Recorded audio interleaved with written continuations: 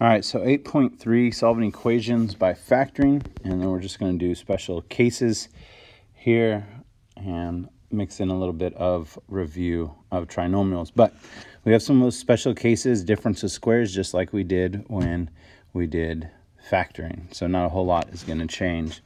So as we look at our essential question, how can you use special products to aid in solving quadratic equations by factoring? So number one, we can still do our x.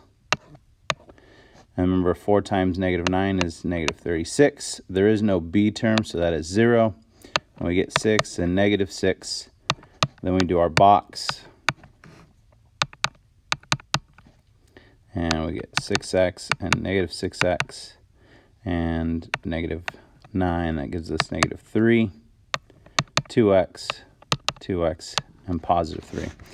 The other thing, though, is we can look at, again, is what squares to give us 4x squared. Okay, let me pause and go back real quick. Our GCF on this one is 1. We have 2 terms, so we're looking for a difference, which we do have. So now I go, what squares to give me 4x squared? Well, that's 2x. What squares to give me 9? Well, that's 3. And remember, we write it twice, so we get 2x and 3.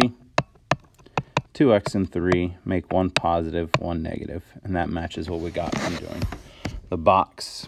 So while we're talking about that, I'll do number 3. Our GCF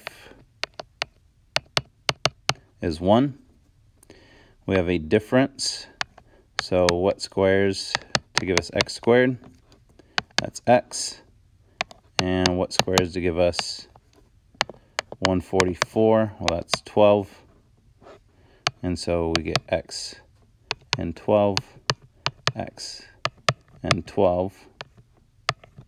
Make 1 positive and 1 negative. Now, that was different than what I did before, because where the positive and negative is does not matter the order on that.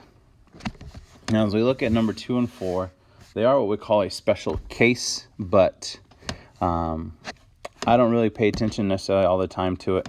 And so normally what I would just do is our GCF and then our X box. So on this one, our GCF is 1.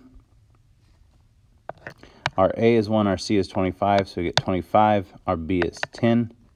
So what multiplies to 25 and adds to 10? Well, that's 5 and 5. And that's why this is what they call a perfect square trinomial, when we get the same answers here. So then we do our box, and we have x squared, 5x, 5x, and 25. Our GCF is 5. GCF is x. GCF is x. And GCF is 5. So then our answer is x plus 5 times x plus 5, which can be also written as x plus 5 squared. All right, so we look at number 4 now. So then I have 16 times 1 is 16. My b is negative 8. So what multiplies to 16 and adds to negative 8? It's a negative 4 and negative 4. Do our box. And we get 16x squared here. I get a negative 4x,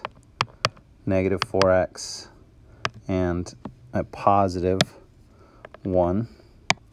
Look for our GCF. So here is just 1. Since that's negative, that's a negative. There we have a GCF of 4x, GCF of 4x, and a GCF of 1. And since that's negative, that is negative there. So then we get 4x minus 1 times 4x minus 1, or 4x minus 1 squared. All right, list the 4 steps to solve by factoring. So we've covered this already, and so we'll talk about this. I'll call on a couple people to list out the steps that we use to solve by factoring. All right, so let's look at a couple examples here. So as we look at number 5, we see that it's already set equal to 0. Then we want to check for a GCF. there is no GCF that goes into 4, 12, and 9, and they all don't have an x. So we can go ahead and factor from here. So 4 times 9 is 36, and then I get 12 here. What multiplies to 36 and adds to 12? Well, that's 6 and 6.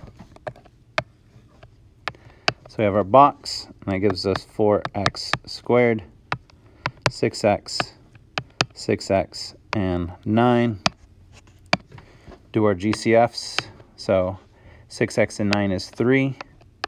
4x squared and 6x is 2x.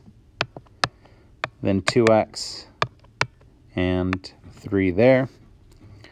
So then we get 2x plus 3 and 2x plus 3. And that equals 0. Now we see we get 2x plus 3, so set each factor equal to 0. And then 2x plus 3 equal to 0. Solve. Subtract 3. You get 2x equals negative 3 divided by 2. And x equals negative 3 halves.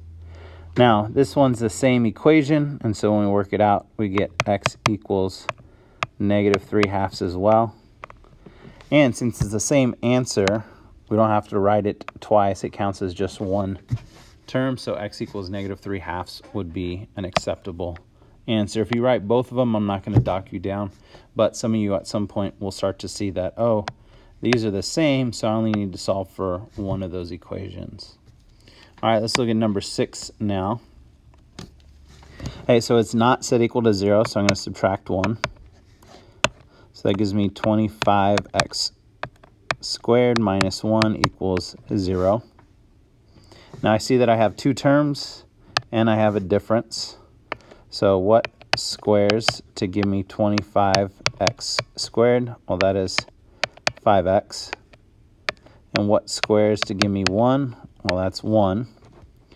So that gives me 5x minus 1, 5x, and then plus 1. Because we write them twice, 5x and 1 make 1 positive, 1 negative. Then we set each of our factors equal to 0.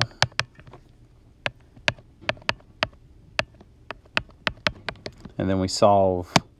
So add 1, divide by 5, and x equals 1/5 there. Here we're going to subtract 1, and I get 5x equals negative 1, divide by 5, and x equals negative 1/5. All right, you have a couple problems trying your own. We'll go over these when we come into class. All right, so solving equation models. So problem here states that as a satellite falls from outer space onto Mars, its distance in miles from the planet is given by the formula d equals negative 9t squared plus 776. T is the number of hours it has fallen. Find when the satellite will be 200 miles away from Mars. So we want to analyze the information first. So the satellite's distance in miles is given by the formula. And so the formula that we have is d equals negative 9t squared plus 776. And the satellite distance at some time is d equals 200. That's what we're looking for. So then we want to formulate a plan. So we're going to do that by substituting the value of the constant d, which is 200, into the equation d equals negative 9t squared plus 776. And that gives us the equation 200 equals negative 9t squared plus 776. So we want to simplify the new equation to a familiar form and solve it. So we want to solve, which in order to solve we have to get it so that it's equal to 0. So I'm going to subtract 200. And that gives me 0 equals negative 9t squared plus 576. And then the equation contains a GCF that we can factor. And so our GCF on this is a negative 9. And that leaves us with t squared minus 64. And then from there we want to factor it. So factoring, I have two terms here and I have a difference, so we can do our difference of squares. So I have that negative 9, and then what squares to give me t squared? Well, that's t. And then what squares to give me 64? That's 8. Make one positive, one negative, doesn't matter what order you write them in. And then from there, we want to use zero product property, where I said each of our factors equal to 0. So technically, negative 9 will be set equal to 0. But we know that can't happen. We get t minus 8 is equal to 0. And then t plus 8 is equal to 0. Add 8. And we get t equals 8. Subtract 8. And t equals negative 8. So as we go back over here, we use the, where I said the zero product property. And the answer is t equals 8 because time must be positive. So sometimes we solve, but when we put it back into the context of the problem, we need to determine what answers actually make sense for us. And so the satellite has fallen for 8 hours. So t equals 8 makes sense because time must be positive, as we already said. Checking by substituting this value into the original equation. So we then get negative 9, 8 squared plus 776. So that's negative 9 times 64 plus 776, which gives us a negative 576 plus 776, and that equals 200. So we know that.